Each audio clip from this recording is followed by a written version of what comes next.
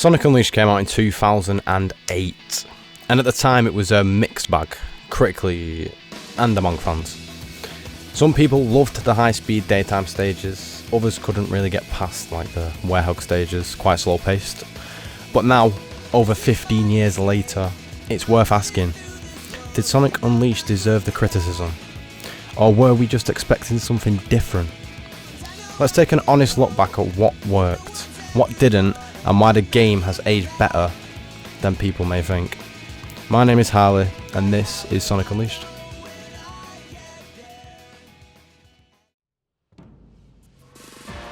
After Sonic 06, which in my opinion is underrated, if they had a lot more time on that game, it would be top 3 Sonic game for most people, I believe anyway. But the confidence in 3D Sonic was just low. Unleashed was a response to that. A full rework of Sonic's gameplay and identity.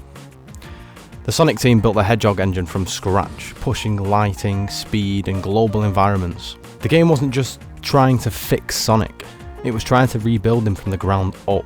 It's also the game that introduced the modern boost formula in 3D. And that alone makes it a big milestone within the series. Like, come on, the boost gameplay is great, in my opinion.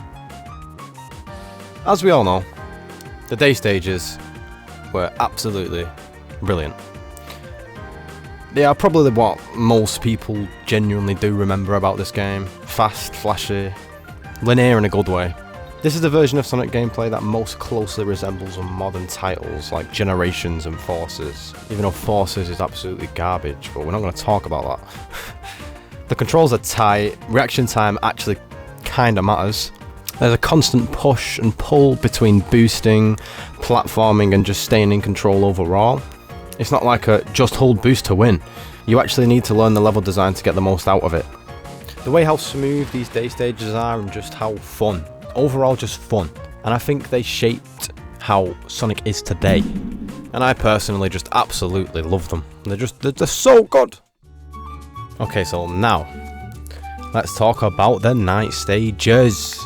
Sonic literally just turns into like a werewolf, werehog, whatever you want to call it, and he trades the speed for strength. This is the part of Sonic Unleashed that got the most criticism. People expected speed all the way through and instead got something closer to like an action platformer with combat. Some people compare it to God of War if it was Sonic, but if you go in without that expectation, there's a lot here that actually works. You start with simple punches, but the combat system expands fast.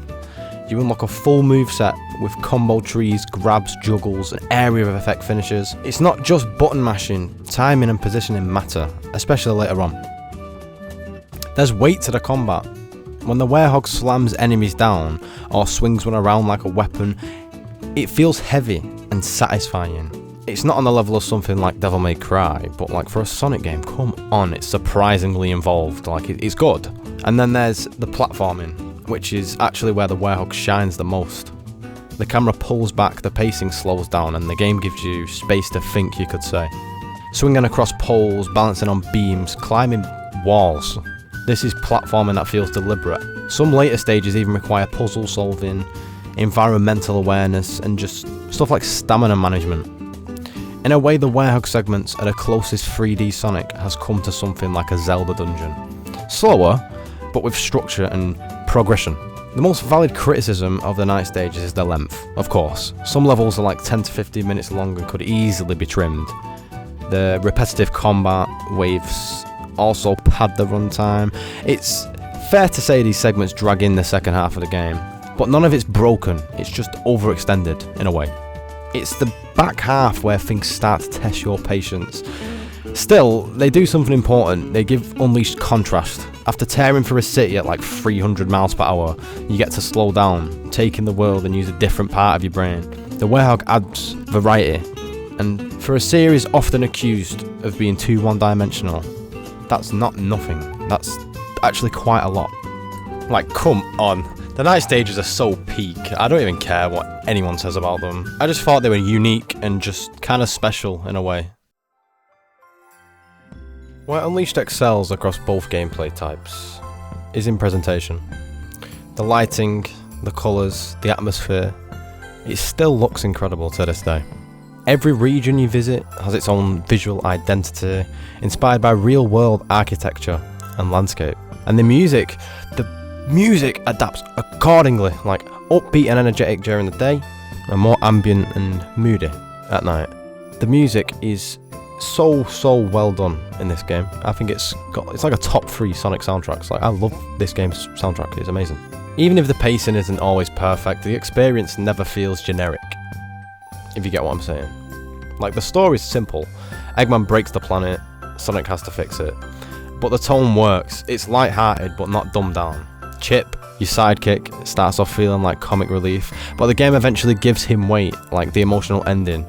Don't want to spoil that for anyone who hasn't played the game, but Unleashed, it doesn't try to be edgy. It focuses on being sincere, and for Sonic, that's often when the writing works best. So yeah, Sonic Unleashed isn't flawless. I'm not saying it's absolutely the best game of all time. I'm not saying that. The night stages can drag. Some levels are too long, and the structure with medals and gating, it's just not ideal. But it's not the failure people once thought it was. In fact, it might be one of the most important steps Sonic ever took.